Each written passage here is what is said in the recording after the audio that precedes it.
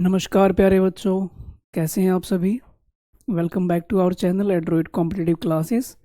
तो बच्चों, आज आपके लिए एक बेहतरीन सीरीज़ शुरू करने जा रहे हैं। जीडी में एक प्रैक्टिस सेट की काफ़ी डिमांड आ रही थी कि प्रैक्टिस सेट करवाया जाए, तो हमने जीडी के प्रीवियस ईयर क्वेश्चन के प्रैक्टिस सेट आपको करवाने शुरू किए। तो आज पहला प्रैक्टिस सेट है जो आपके लिए बहुत ही यूज़फुल होने वाला है। और जिनकी तैयारी हो चुकी है, वो जिन बच्चों को ये था कि हमें सिर्फ प्रैक्टिस सेट ही करना है, हमें प्रैक्टिस करनी है अपने क्वेश्चंस की, तो उनके लिए तो बेहतरीन वीडियो होने वाली है। तो चलिए आज हम कुछ बेहतरीन सवालों की चर्चा करेंगे, तो शुरू करते हैं। तो ये भाई आज आपका है प्रैक्टिस सेट 1। आज आपका फर्स्ट प्रैक्टिस सेट करवाने जा रहा हूँ मैं। तो कुछ अच्छे सवालों की और कुछ अच्छे ट्रिक के साथ हम डिस्कस करेंगे, कुछ कॉन्सेप्ट के साथ भी डिस्कस करेंगे। चलिए, तो ये आपका पहला सवाल है। ठीक है, क्या कहा गया, ये प्रीवियस ईयर क्वेश्चन की सीरीज है, ध्यान रखना। इसमें सारे क्वेश्चन आपके प्रीवियस ईयर में, यानी कि जो 2023 में जो जीडी के सवाल पूछे गए हैं, हम उन्हीं की चर्चा कर रहे हैं। क्या कहा गया इसमें कि एक आदमी है, 45% जो अपनी सैलरी का वो फूड पे खर्च करता है, 5% भाई वो कहाँ खर्च करता है, ओल्ड एज होम पे डोनेट कर देता है, और उसके बाद he spends 28,500 on food and old age home. तो अब आपको ये पता लगाना है कि उसकी सैलरी कितनी रही होगी। ठीक है, यानी कि आपसे एक बात यहाँ पे आप देखो, तो उसने 45% यहाँ खर्च किए, 5% यहाँ पे, कुल मिला के उसने 50% का खर्चा कर दिया। ठीक है, कुल मिला के वो 50% खर्च कर रहा है, और वो कितने के बराबर है, 28,500 के। तो आप ये कह सकते हैं भाई 28,000,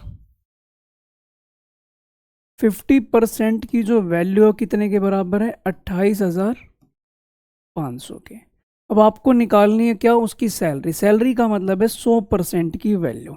तो आप ये कह सकते हैं भाई इसका डबल पूछा जा रहा है आपसे, तो क्यों ना आप इसका भी डबल कर दो। अगर आप इसका डबल कर देते हैं तो कितना आ जाएगा, तो भाई इसका डबल बैठेगा 57,000, यानी कि ऑप्शन नंबर सी। तो ये भाई 2023 में आने वाला एक बड़ा ही आसान सा सवाल था। ठीक है, जो भी अब प्रीवियसली एग्जाम हुए थे जस्ट, उसमें ये सवाल आया हुआ था। तो बहुत ही आसान है, कोई दिक्कत नहीं है इसमें। अगला क्वेश्चन देखें क्या कहा गया। तो भाई एक व्यक्ति है, वो 4 अलग अलग तरीकों से साइकिल चलाता है, मतलब कि अलग स्पीड पे कुछ अलग डिस्टेंस ट्रेवल करता है। इस तरीके से उसने अपनी पूरी यात्रा कवर की। हाँ जी, कैसे ट्रेवल किया वो देखते हैं। तो स्पीड की अगर हम बात करें तो भाई 5 की स्पीड से जा रहा है, इतना डिस्टेंस है। देन 3 की स्पीड से, फिर 2 की स्पीड से, 4 की स्पीड से, इस तरीके से उसने अपना डिस्टेंस ट्रेवल किया। मैं यहाँ पे लिख देता हूँ, बस उसको टाइम कितना लगा होगा। 20 डिस्टेंस है, 5 की स्पीड से जा रहा है। आपको पता है भाई फॉर्मूला, डिस्टेंस जो होता है वो किसके बराबर होता है, टाइम इनटू स्पीड के। ठीक है जी, इसके बराबर होता है। 20 को मैंने 5 से भाग करा, कितना आ गया, 4। 15 को 3 से भाग किया, कितना आया, 5। 10 को 2 से भाग किया, 5। और इसको मैंने भाग किया 4 से, 6। कुल मिला के आप ये कह सकते हो कि भाई आपको इतना टाइम लग रहा है। कितना लग रहा है, 5 5 10 और 10 20। कुल मिला के आपको 20 घंटे का वक्त लग रहा है। डिस्टेंस देखते हैं कितना है। तो अगर हम डिस्टेंस की बात करें तो 2 4 6, यानी कि 69 किलोमीटर आप जा रहे हो 20 घंटे में। तो क्या स्पीड रही होगी आपकी, देखते हैं भाई डिवाइड करके। मैं पहले 2 से डिवाइड करता हूँ, 69 को 2 से डिवाइड करता हूँ, तो कितने पे जाएगा, ये जा रहा है इतने पे, 34.5 पे। लेकिन ये जा रहा है 34.5 पे, लेकिन भाई आपने इस जीरो की वजह से भी तो एक डेसिमल लगाना है। तो आप फाइनली आंसर क्या मार्क करोगे, 3.45, यानी कि ऑप्शन नंबर बी आपका करेक्ट हो जाएगा। भाई देखिए, यही लेवल आ रहा है जीडी में, ऐसा नहीं है कि कोई बहुत ज़्यादा मुश्किल सवाल आने हैं। हमें ये मानता हूँ कि 20 में से भाई 2 से 3 सवाल आपको डेफिनेटली थोड़ा सा ठीक ठाक लेवल का मिलेगा, अन्यथा बाकी तो 15 से 18 सवाल एवरेज कैटेगरी के मिलते हैं। मतलब जिस बच्चे ने थोड़ा बहुत अपना मैथ्स अच्छे से प्रॉपरली कवर किया, उसके लिए कोई भी दिक्कत की बात नहीं होने वाली। ठीक है, बड़े प्यार से वो अपना सवाल कर सकते हैं। क्या कहा गया, what is the fourth proportional to this. ये आपके सामने 3 नंबर दिए हुए, आपने इसका फोर्थ प्रोपोर्शनल निकालना है।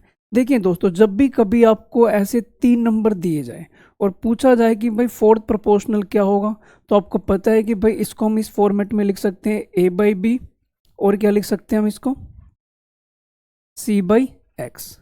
इस तरीके से लिखा जा सकता है और क्रॉस मल्टीप्लिकेशन के माध्यम से आप एक्स की वैल्यू निकाल सकते हैं।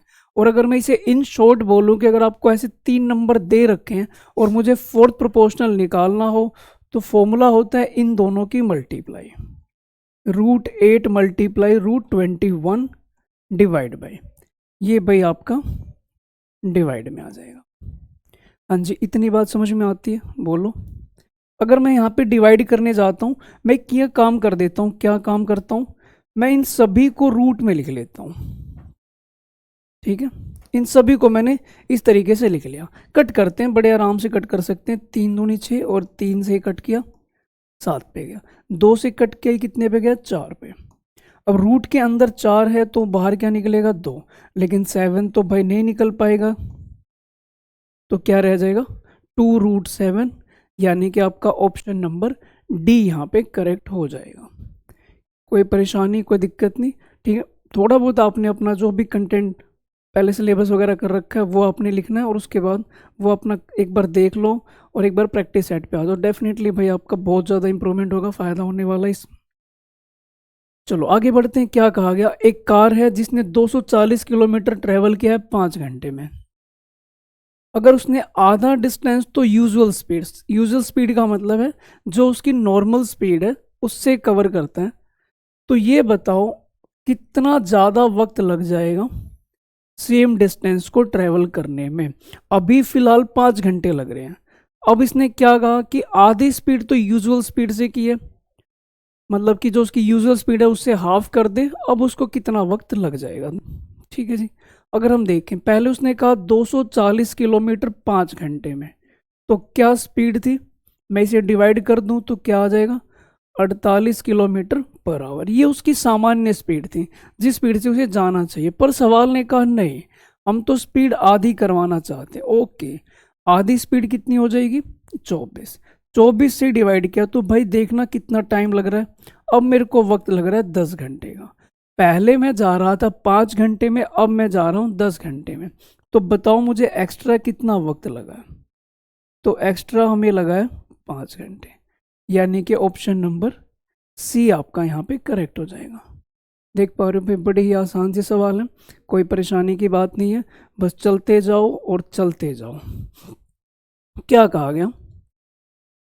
Mohan is selling a table at 2832, यानी कि मोहन एक टेबल बेच रहा है 2832 रुपये में। प्रॉफिट उसका है 18%। कॉस्ट प्राइस क्या रहा होगा? यानी कि इसका मतलब हुआ कि 100 रुपये की अगर कोई चीज़ थी तो मैं उसे 118 रुपये में बेच रहा था। यही मतलब हुआ, 100 रुपये की चीज़ मैं 118 रुपये में बेच रहा था। यानी कि आप ये कह सकते हो 118 की वैल्यू कितने के बराबर है? तो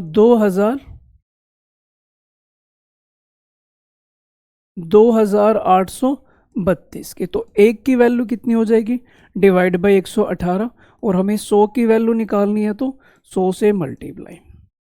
अब आपने ये सिंप्लीफाई करना है, देखते हैं कितने पे जाता है। तो देखना भाई, मैं सिर्फ ये अगर देखूं यहाँ पे कि भाई क्या आने वाला है, इतना तो कंफर्म है कि लास्ट में 2 डिजिट आनी है, यानी कि ये तो हो नहीं सकता, ये भी नहीं हो सकता। अच्छा जी, तो फिर अब देखते हैं भाई इन दोनों में से क्या बचेगा। 2 डिजिट है, उसके बाद मैं देखूं कि 8 की मल्टीप्लाई मैं किससे करूँ कि पीछे 2 आ जाए। तो 8 की मल्टीप्लाई अगर मैं भाई 4 से करता हूँ, 2 डिजिट आप 2 जीरो हटा के देखना अपने, अगर मैं 8 की मल्टीप्लाई 4 से करता हूँ तो 8 चौक 32 आ रहा है, इसके पीछे 2 आ रहा है। इसका मतलब आप कह सकते हैं अगर मैं इसे कट करता हूँ तो मुझे डी ऑप्शन मिल जाएगा। कोई सोल्व करने की ज़रूरत नहीं पड़ी आपने इसमें। समझ में आती है बात कि अगर इसके पीछे 8 है तो किसकी मल्टीप्लाई करूँ कि यहाँ पे 2 आ जाए। तो 8 की मल्टीप्लाई अगर आप 4 से करते हैं तो भाई लास्ट में 2 मिल जाएगा, बस बात खत्म हो गई आपके यहाँ पे। और 2 जीरो तो इसके नाम के आपके पास आनी है, वो एट द एंड यहाँ पे 2 जीरो है। बस इतना ही करना था। ठीक है जी। अच्छा जी, 40 और 50 के बीच में कितनी अभाज्य संख्याएं हैं? चलिए लिखते हैं। 41, 43, उसके बाद 47, और कोई है? बस और तो है ही नहीं, यानी कि 3 ही अभाज्य संख्याएं मौजूद हैं। इन दोनों के बीच में पता लगानी थी, तो सिर्फ 3 ही अभाज्य संख्याएं मौजूद थी, कोई ज़्यादा मुश्किल काम नहीं था। क्या कहा गया गला मेंसुरेशन का, भाई बड़ा इंपॉर्टेंट टॉपिक है मेंसुरेशन आपके एग्जाम में। एक कोन है जिसका रेडियस 9 सेंटीमीटर है, चलो मैं बना ही लेता हूँ। एक कोन है जिसका रेडियस तो है 9 सेंटीमीटर, हाइट की बात करें तो वो है 15 सेंटीमीटर। इसको हमने पिघला के एक सिलेंडर बनाया, सिलेंडर कुछ इस शेप में होगा, ये हमने सिलेंडर बना दिया। ओके, इसकी जो हाइट है वो कितनी है, 45 सेंटीमीटर। आपने इसका डायमीटर पता लगाना है कंप्लीट, तो भाई पहले तो हम रेडियस निकालेंगे फिर डायमीटर।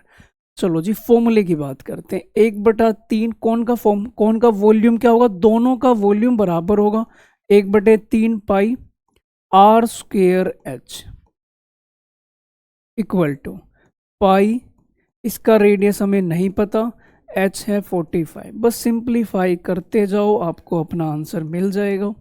इससे मैंने इसको कट किया, इससे मैंने इसको कट किया, सिर्फ 9 रह गया। 9 बराबर है आर स्क्वेयर, यानी कि आर की वैल्यू आ जाएगी 3, पर आपने तो डायमीटर बताना है, कितना हो जाएगा 6, यानी कि ऑप्शन नंबर सी करेक्ट हो जाएगा। एक चीज़ का खास ख्याल, जो बहुत कॉमन मिस्टेक अक्सर देखी जाती है, जैसे हमने यहाँ पे आर की वैल्यू 3 निकाली तो वहाँ पे जल्दबाजी में क्या होता है, हमें अपना आंसर यही लगता है और हम 3 पे मार्क कर देते हैं। ठीक है, बहुत आम सी गलती है जो हो जाती है, ध्यान रखेंगे इस बात का। ये वो सवाल है जो भाई बेहद दुखदाई बन जाते हैं, तो आपने ध्यान रखना है। अगला सवाल है भाई आपके सामने, क्या कहा गया, 5 घंटियां हैं, आपने इनको भाई 9 बजे ऑन कर दिया। ठीक है, ये 12 सेकंड के इंटरवल पे, 18 सेकंड के इंटरवल पे और 24, 36, 45, ये इस टाइम भाई इतने इतने अंतराल पे ये रिंग करते हैं। इनका अलार्म सेट कर दिया हमने, आपको पता लगाना है ये दोबारा से कब एक साथ सारे अलार्म बजेंगे। ठीक है भाई, ये कहा गया। तो एक की टाइमिंग है 12 सेकंड, एक की 18, एक की 24, एक की 36 और एक की 45। ये भाई इनकी टाइमिंग है जिसमें ये रिंग करती हैं अलग अलग। तो इनकी मुलाकात कब होगी ये आपको पता लगाना है। ठीक है जी, तो चलिए सॉल्व करते हैं। अच्छा, इनका मुझे एलसीएम निकालना होगा। इनकी मुलाकात जहाँ पे होगी उस वर्ड को हम बोलेंगे एलसीएम। अब इनका एलसीएम निकालेंगे कैसे, देखना। 45 के टुकड़े बता दो, 45 के टुकड़े अगर मैं बताऊं तो भाई 45 का फैक्टर ये बनेगा 3 3 5। 36 की बात करूं तो 36 का फैक्टर क्या बनेगा, ये बनेगा। इसमें से मैंने ये 2 तो पहले लिख दिए, इसकी आवश्यकता और पड़ेगी, इनको मैंने लिख दिया। 24 का मतलब क्या होता है, 2 2 2 गुना 3, ये 3 मुझे पहले दिखाई दे रहा है, ये 2 यहाँ मौजूद हैं मुझे, यानी कि 1 2 की आवश्यकता और है। 18 मैं नहीं लिखूंगा क्योंकि 18 इस 36 का ही टुकड़ा है और 36 को मैंने यहाँ पे काउंट कर लिया है, तो 18 को काउंट नहीं करूंगा। 12 जो है वो भी 36 का ही एक टुकड़ा है, तो मैं 12 को भी काउंट नहीं करूंगा, बस इसकी मल्टीप्लाई करूंगा और मेरा आंसर आने वाला है। अब मल्टीप्लाई करने का तरीका समझें। कभी भी 5 और 2 आपको मिल जाए तो इसके नाम का एक जीरो आपने बस याद रखना है। अब बाकी मल्टीप्लाई, 3 गुना 3 9, 9 गुनी और ये 2 18 दूनी 36 और उसके पीछे एक जीरो, यानी कि 360 सेकंड। क्या मैं इसे प्यार से कह सकता हूँ भाई, 360 सेकंड को अगर मैं भाग कर दूं 60 से तो क्या आप 6 मिनट कह सकते हैं, बोलो। अब आपने 9 बजे इनको ऑन किया था, मैं कह रहा हूँ कि 6 मिनट बाद इनकी मुलाकात दोबारा होगी, तो क्या टाइम हो रहा होगा, 9:06। तो 6 मिनट बाद इन सभी अलार्म की मुलाकात होगी, सब एक साथ बजेंगे ट्रन ट्रन। अच्छा जी, अगला सवाल देखें क्या होगा इसमें, समझते हैं। इन्होंने क्या कहा कि भाई ए एक पेंटिंग है जो 12 दिन में पेंट कर सकता है, लिख लेते हैं। ए एक पेंटिंग है जो 12 दिन में कर सकता है, बी जो है वो सेम पेंटिंग को कितने दिन में कर सकता है, 8 दिनों में, सी जो है वो सेम पेंटिंग कर सकता है कितने दिनों में, तो 10 दिनों में। ये बात लिखी है। पहले मैं इनका एक काम करता हूँ, एलसीएम ले लेता हूँ। तो 12 8 और 10 का एलसीएम, हाँ जी, तो कितना आ जाएगा 120। ये भाई इनकी क्या आ जाएगी, एफिशिएंसी आ जाएगी। बात समझ में आती है? हाँ जी, क्लियर है ना? इनका एलसीएम 120, ये इनकी एफिशिएंसी, यानी कि ये जो काम करेंगे वो इतनी रफ्तार से काम करेंगे। ठीक है भाई। अब क्या कहा गया भाई, आपने अप्रोक्सीमेट नंबर ऑफ डेज निकालने हैं जिनमें पेंटिंग पूरी हो जाएगी अगर if he is accompanied by both B and C together on alternate days. यानी कि यहाँ पे ये कहा गया बी और सी दोनों एक साथ मिलकर एक दिन छोड़कर एक दिन उसका साथ दें। जैसे कि आज ए आया, अगले दिन तीनों आ जाएंगे, यानी कि बी और सी दोनों आएंगे, फिर अगले दिन ए आएगा, देन फिर ए बी सी आएंगे। इस बात को मैं लिख के बताता हूँ। अगर ये पहला दिन है तो ए आया, दूसरा दिन है तो भाई सारे ही आ गए, फिर जब तीसरा दिन आया तो फिर से ए आया, चौथा दिन आया तो अगेन ए बी सी आया। बस ये ऐसे काम करते जाएंगे और इनको 120 काम पूरा करना है। कितने दिन में हो जाएगा? पहला दिन जब होगा तो ये बंदा 10 काम करेगा, अगले दिन जब ये आएंगे तो 15 12 27 और 10 37 काम होगा, फिर 10 काम होगा, फिर 37 काम होगा, और ये काम ऐसे ही चलता जाएगा। तो भाई हमें तो 120 काम करवाना है, कितने दिन में होगा देखते हैं। आप ये बताओ 2 दिन में कितना काम हो रहा है? आप कहेंगे 2 दिन में तो भाई 47 काम हो रहा है। हमने कहा यस बिल्कुल ठीक है, हमें तो भाई 120 काम करवाना है। तो हमने कहा ठीक है भाई 47 की मल्टीप्लाई करो कि हम 120 के नज़दीक पहुंच जाएं। तो मैंने कहा ठीक है 2 से मल्टीप्लाई कर लो, तो भाई इधर 4 आ गया और इधर 94। अब चौथा दिन है, चौथा दिन, अब पांचवा दिन आएगा, पांचवें दिन कौन आएगा? अगेन ए आएगा। ए आएगा और 10 काम करके चला जाएगा, एक दिन उसको और लग जाएगा, कुल मिला के 5 दिन लग चुके हैं और हमारा 104 काम हो चुका है। क्या ये बात समझ में आती है? मतलब 5 से थोड़ा ही ज़्यादा टाइम लगेगा। क्या आपको लगता है भाई 8 हो जाएगा, 7 हो जाएगा? नहीं, क्योंकि अगला दिन जब आएगा तो हमें काम कितना करवाना है? हमें टोटल 120 काम करवाना है और आपका कितना काम हो चुका है? 104। कुल मिला के एक दिन में ही काम अगला होने वाला है। कैसे? ये अगले दिन जो है वो ये वाला ग्रुप आएगा ए बी सी, ये पूरे दिन में 37 काम करेंगे। एक दिन में 37 कर सकते हैं, पर हमें कितना करवाना? हमें तो सिर्फ और सिर्फ 16 काम करवाना है। तो आपको लगता है कि 5 में समथिंग ऐड होने वाला है, 5 में थोड़ा बहुत कुछ ऐड होगा, यानी कि अब मैं कह सकता हूँ 5 से थोड़ा ही आंसर ज़्यादा होगा, यानी कि ऑप्शन नंबर सी आपका यहाँ पे करेक्ट हो जाएगा। आपने कोई भाग नहीं करना, आपने ये नहीं देखना कि एग्जैक्ट कितने दिन में होगा, बस इतने से ही काम चल जाएगा आपका। इतनी बात समझ में आती है प्यारे बच्चों? ठीक है, बस वीडियो भाई आपको अच्छी लगे तो इसे भाई शेयर करते रहना। ठीक है, हाँ, क्योंकि आप लोगों का सहयोग बड़ा ज़रूरी है, आपके लिए थोड़ा सा एफर्ट लगाया जा रहा है, तो कहीं ना कहीं भाई थोड़ा आप भी हमें सपोर्ट करें। हाँ जी, आगे बढ़ते हैं। क्या कहा गया? एक दुकानदार है, वो अपनी वस्तुओं पर 40% की छूट देता है, फिर भी वो 20% का लाभ कमाता है। 2400 का अंकित मूल्य है, तो बताना उसने खरीदा कितने का था। ठीक है जी, क्या क्या दिया हुआ है? यानी कि आपसे ये कहा गया, आपको एक फॉर्मूला याद है, एमपी और सीपी में कनेक्शन होता है, बोलो याद है? 100 plus profit divide by 100 minus discount. ठीक है, ये हमने फॉर्मूला पढ़ा था। एमपी कितना गिवन है आपको? 2400 रुपये। सीपी लापता है, ओके। प्रॉफिट मुझे कितने का हो रहा है? 20%, तो 120। डिस्काउंट में दे रहा हूं कितने का? 40%, यानी कि यहाँ पे आ गया 60। ये देखें, क्या ऊपर वाले का हाफ है नीचे, तो इसका भी हाफ नीचे कर दूं तो कितना हो जाएगा?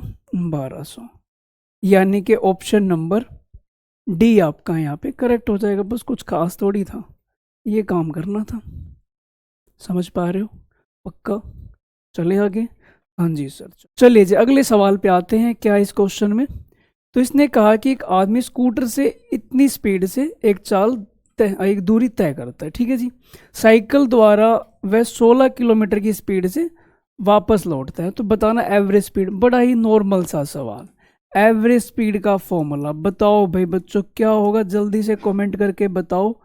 तो भाई याद आया तुम्हें ये फॉर्मूला? एक्स की वैल्यू कितनी है? 64, वाई की वैल्यू दूसरी स्पीड कितनी है? 16, डिवाइड बाई 64 और 16 80। अब ऊपर आ गया 128, नीचे आ गया 5। किसी भी संख्या को 5 से भाग करने का बड़ा प्यारा नियम है, इसको आप डबल कर दो यानी कि 256 और पीछे से एक डेसिमल लगा दो, बस हो गया 5 से भाग। कितना आसान है, कभी सोचा था आपने इतना आसान हो सकता है? तो सच में इतना आसान था। अगला सवाल, तो मुझे कुछ रेशो में वैल्यू दे रखी है इसने, 5x माइनस 2y और x माइनस 2y कितने के बराबर है? तो 9/17 के बराबर है। तो जरा बताएं आप, 3x डिवाइड बाई 13y का मान क्या होगा? क्रॉस मल्टीप्लाई, 13×5 = 85, सॉरी 17×5 = 85, 17×2 = 34y और 9x माइनस 9×2 = 18y।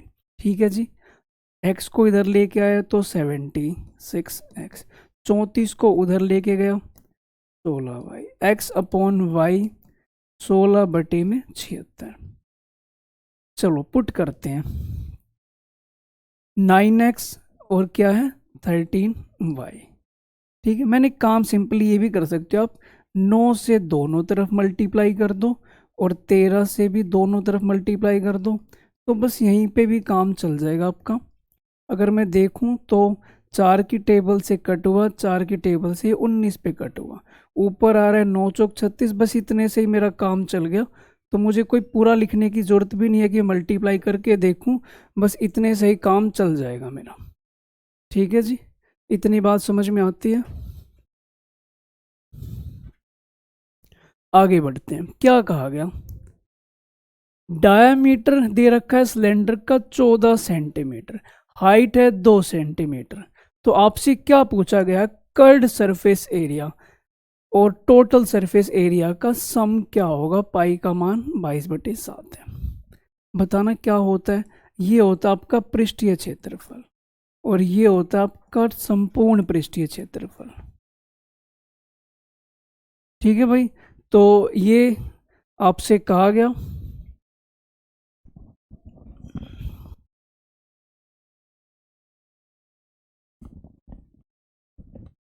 चलो जी, क्या कहा गया देखना इसमें, 2πRh और 2πRh में आपने ये जोड़ना है। ठीक है, आगे बढ़ते हैं, क्या कहा गया? इनको अगर मैं जोड़ दूं तो 4πRh प्लस 2πr², कॉमन लेते हैं भाई हम 2πr, अंदर रह गया 2h प्लस r। ठीक है, पाई की वैल्यू हमने पुट कर दी 22/7, r हमारे पास कितना है? तो r हो जाएगा 7, 2h यानी कि 4, r की वैल्यू है 7। बस क्या ही बताऊं, खत्म है, इसका आंसर आने ही वाला है। मैं तो ये देख रहा हूँ 4 1 कम 4, यूनिट डिजिट क्या 4 है कहीं पे? बस खत्म सवाल, सी ऑप्शन आपका करेक्ट है। कितने प्यारे प्यारे सवाल है।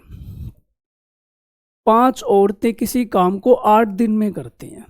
ओके जी, 5 औरतें किसी काम को 8 दिन में करती हैं और 8 बच्चे वही काम 10 दिन में करते हैं। अगर मैं आपसे पूछूं कि W और C की रेशो बताओ, तो आपने कहा कि इधर तो ये 80 है और ये 8×5 = 40, इधर जाएंगे तो कैंसिल होके रेशो आ गई 2:1। अगर मैं इसमें पुट कर दूं तो मुझे मिल जाएगा अपना टोटल वर्क, W की वैल्यू है 2 और ये 8, कुल मिला के 80 काम है जो मुझे करवाना है। किन से करवाना है? तो देखो क्या कहा, 2 महिलाओं और 4 बच्चों से हमें ये अपना काम करवाना है। 2 महिलाएं और 4 बच्चे, एक महिला की स्पीड है 1 और बच्चे की स्पीड है, सॉरी महिला की स्पीड 2 है, बच्चे की 1 है। कुल मिला के अगर हम देखें तो 8 की रफ्तार से काम होगा, कितना करवाना है? 80। तो 80/8 की अगर हम बात करें तो 10 दिन का वक्त मुझे लगेगा। 10 दिन में भाई ये दोनों ग्रुप मिलके काम को निपटा देंगे। चलो जी आगे बढ़ते हैं, क्या कहा गया? 3,50,000 में मैंने एक कार खरीदी, वैसे तो दिव्या ने खरीदी है, ठीक है। अच्छा, बेचा कितने का है इसने? 4,35,000। बताओ कितना प्रॉफिट हो रहा है? तो भाई हम देख पा रहे हैं कि 85,000 का प्रॉफिट हो रहा है, 85,000। पता लगाओ परसेंटेज में, ठीक है, बस ये समझ लो कि भाई बड़ा ही आसान सवाल है, बस कैलकुलेशन की बात आ जाती है, और तो मुझे कुछ लगता नहीं इसमें कि जब भी वो थोड़ा सिंपल क्वेश्चन देंगे तो हो सकता है माइनर सी कैलकुलेशन हो सकती है, और कुछ नया नहीं मिलेगा। ये कट गया, इससे ये कट गया, 5 की टेबल से गया 170/7। 170/7 का मतलब है 7 से मैंने डिवाइड किया, यानी कि कितने पे गया, 2 पे। कितना रह गया, 3, 7 चौक 28, यानी कि 24 पॉइंट समथिंग आपको कहीं दिखाई दे रहा। बस बात खत्म, सी ऑप्शन करेक्ट है। 24 पे एक ही ऑप्शन था, ज़्यादा अपने दिमाग लगाने की जरूरत नहीं है, आंसर आते बस आगे बढ़ जाना है। क्या कहा गया, 80,000 रुपये आपने लगाए हैं, इतने रुपए आपके बन चुके हैं, रेट आपका 10%। तो बताओ कि भाई वार्षिक ब्याज से संयोजित हो रहा है, मतलब कि एक साल में एक ही बार आपको पैसा मिलेगा, जब साल खत्म होगा तभी आपका ब्याज आपके लोन में जुड़ेगा। 80,000 रुपये थे प्रिंसिपल, कितने बन चुके हैं, 1,17,000 और 128, इतना आपका बन चुका है। यानी कि A/P की रेशो ये बन रही है। रेट कितना आपका, 10%। 10% का मतलब होता है 1/10। 10 रुपये पे 1 रुपये का ब्याज। ये लो, दोनों तरफ मैंने अमाउंट और प्रिंसिपल की रेशो लिख दी। बस मुझे ये पता लगाना है कि ये रेशो इतने के बराबर हो जाएगी, ऐसा कितना वक्त लगेगा। मैंने इसे कट करना शुरू किया। नीचे तो भाई मुझे बिल्कुल दिख रहा है क्लियर कि ये 10,000। ऊपर देखते हैं, 8 एकम 8, 3 रह गया, 8 चौक 32, 5 रह गया, 8 छिक 48, 3 रह गया, 8 चौक 32। बस आप जानते हो कितने की पावर हो सकती है, तो इसकी पावर 4 हो सकती है। बेस सेम है तो पावर को तो इक्वल होने से कौन रोक सकता है। ऑप्शन नंबर डी, 4 साल में ये पैसा 80,000 से इतना बन जाएगा। हाँ जी प्यारे बच्चों, समझ में आ रही बात? समझ में आ रही तो बस लाइक ज़रूर कर देना और शेयर भी कर ही देना, ठीक है। रोकना मत बस अपने आप को, जाने दो भाई जिसके पास ये वीडियो पहुंच रही है। इसने कहा कि भाई 100 रुपए की चीज़ लेके आते हैं, 15 रुपए बढ़ा के टैग लगा दिया, और बेचते टाइम भाई 20% का छूट डिस्काउंट दिया। ऐसा करने से लॉस हो गया, लॉस परसेंटेज निकालो, ठीक है। इतना भी दरिया दिल नहीं करना कि नुकसान ही होना शुरू हो जाए। 100 रुपए की चीज थी, टैग लगाया कितने का, 115 का। माइनस करते हैं 20%, तो 20% होता है 1/5, तो 115 का 1/5 हो गया 23।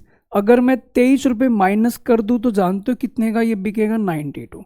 100 रुपए की चीज आपने 92 में बेची, तो भाई साफ साफ दिख रहा है लॉस हुआ होगा 8% का। ऑप्शन नंबर डी यहाँ पे करेक्ट है। ठीक है जी, बस क्या ही बताऊं मैं, कितने आसान है ये सवाल। सिलेंड्रिकल टैंक है, कैपेसिटी यानी कि वॉल्यूम दे रखा है आपको, आयतन दे रखा है, डायमीटर दे रखा है यानी कि रेडियस हो जाएगा 8, तो डेप्थ पता लगानी है। Formula πr²h। रेडियस हमें पता है 16 है, तो भाई 8 लेंगे। एच हमें नहीं पता, और ये बराबर है कितने के, 5632 के। कट करते हैं, 2 के पहाड़े से, सॉरी 11 के पहाड़े से ही कट कर देता हूँ मैं। 5 पे गया, 11 एकम 11, 11 दूनी 22, 8 गुणा 8 64, 64 से कट करूंगा तो 8 पे जाएगा। क्यों ऐसा हुआ, क्योंकि 8 का क्यूब 512 होता है, यहाँ पे 2 बार है, यानी कि एक बार इधर रहा होगा, काट देते हैं। अच्छा जी, उसके बाद 2 से कट किया, कितने पे गया, 4 पे, क्रॉस मल्टीप्लाई, ये 7 ऐसे जाएगा उधर, यानी कि सी ऑप्शन आपका यहाँ पे करेक्ट है। हाँ जी, कितना अच्छा लग रहा है, मुझे तो बड़ा अच्छा लग रहा है, तुम्हें भी लग ही रहा होगा। 10 आइटम है, इसकी जो एवरेज कॉस्ट है वो 89 है। टोटल कितना हो जाएगा इनका, तो आप कहेंगे भाई 890 इनका टोटल हो जाएगा। एक आइटम है जिसकी कॉस्ट है कितनी, 35 रुपये। तो चलो हम उसकी कॉस्ट को माइनस कर देते हैं, 35 रुपये माइनस कर दिया तो कितना रहेगा, 855। अब 855 रह गया, 9 आइटम का की एवरेज कॉस्ट, तो 855 डिवाइड बाई 9 कितने पे जाएगा, तो 9 9 81, 9 5 45। भाई क्या ही लोगे, अब इससे आसान तो अब भाई क्या लेंगे। अब फिर अगर कुछ दिक्कत आ रही हो तो डेफिनेटली अभी थोड़ी सी तैयारी की नीड है। अगर इन सवालों में भी समस्या आ रही है आपको, तो थोड़ी सी तैयारी की नीड है। इसने क्या कहा, 120 मीटर लंबी ट्रेन है, इसने एक ब्रिज को पार किया 18 सेकंड में। यानी कि ट्रेन पार करने का मतलब हमेशा होता है, ध्यान रखना, खुद की लंबाई, यानी कि ट्रेन ने खुद को पार किया है प्लस ब्रिज को पार किया, टोटल टाइम 18 सेकंड का लगा है। इसमें आपको स्पीड दे रखी है 60 की स्पीड है। अब ट्रेन की जो स्पीड है वो है 60 किलोमीटर प्रति घंटा, टाइम लगा है 18 सेकंड। मैं तो बस ये जानना चाहता हूँ कि सॉरी, मैं तो बस ये जानना चाहता हूँ स्पीड जो है वो है 60 किलोमीटर पर आवर, टाइम जो लगा है वो कितना लगा है 18 सेकंड, कि 18 सेकंड में ट्रेन ने कितना डिस्टेंस ट्रेवल किया है, बस ये पता लगा लो। डिस्टेंस 60, इसको कन्वर्ट करूंगा मैं मीटर पर सेकंड में, मल्टीप्लाई 18, इससे ये कैंसिल। तो मैंने देखा कि 300 मीटर का डिस्टेंस ट्रेवल हुआ है। अब 300 टोटल, इसमें ट्रेन भी शामिल है और ब्रिज भी। ट्रेन की तो मुझे पता है 120 है, तो भाई बाकी जो बच गया किसकी लेंथ होगी, 180 ब्रिज की। ट्रेन 120 है तो 180 ब्रिज हो जाएगा। तो दोस्तों इस वीडियो में इतना ही था। इस प्रैक्टिस सेट में भाई हमने कुछ सवालों की चर्चा करी, अच्छे सवाल थे, प्रीवियस ईयर के क्वेश्चन थे। अब बाकी नेक्स्ट डे डिस्कस करेंगे। और भाई डेली आपका प्रैक्टिस सेटअप सीरीज चलेगी, ठीक है, ताकि अपनी तैयारी को आप अच्छे से कर सकें, कोई भी कमी ना रह जाए किसी भी प्रकार की। तो तमीज़ से अपनी तैयारी करते रहें, और जो भी आपका फीडबैक है कमेंट करके हमें ज़रूर बताया करें। और वीडियो अच्छी लगती है तो भाई ज़रूर इसे लाइक किया करो, शेयर किया करो, ठीक है। इसे अपने तक संजो के मत रखो भाई, जाने दो पब्लिक के पास, औरों के पास, और विद्यार्थियों के पास भी जाने दो, ताकि उनके लिए फ़ायदेमंद हो सके। ठीक है बच्चों, तो इसी के साथ भाई अलविदा लेते हैं, मिलते हैं नेक्स्ट वीडियो में। Thank you very much. तैयारी को भाई बेहतरीन लेवल पे अपने ले जाते हुए, और कोई भी कमी नहीं, कोई झोल नहीं, सब अच्छे से चलना चाहिए, ठीक है। तो हमारी शुभकामनाएं हमेशा आपके साथ हैं। चलिए मिलते हैं नेक्स्ट वीडियो में। Thank you very much.